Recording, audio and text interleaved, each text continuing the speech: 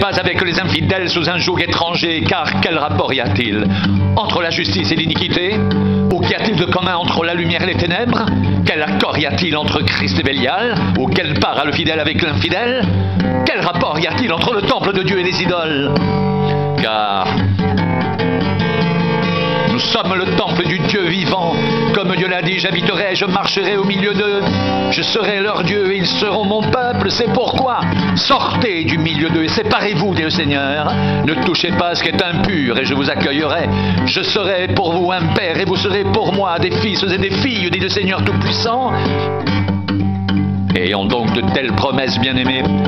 Purifions-nous de toute souillure de la chair et de l'esprit en achevant notre sanctification dans la crainte de Dieu.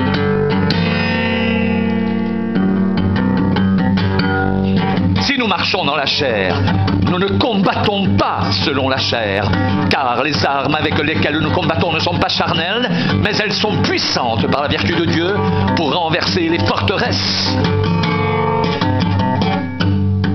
Nous renversons les raisonnements et toute hauteur qui s'élève contre la connaissance de Dieu et nous amenons toute pensée captive à l'obéissance de Christ.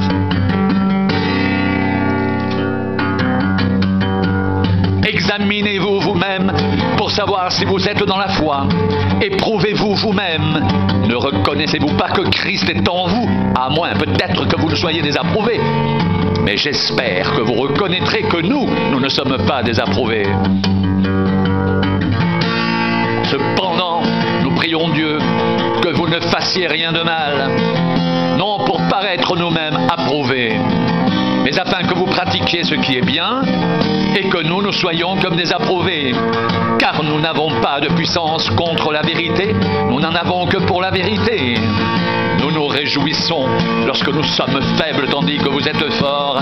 Et ce que nous demandons dans nos prières, c'est votre perfectionnement. C'est pourquoi j'écris ces choses, étant absent afin que présent, je n'ai pas à user de rigueur selon l'autorité que le Seigneur m'a donnée pour l'édification et non pour la destruction.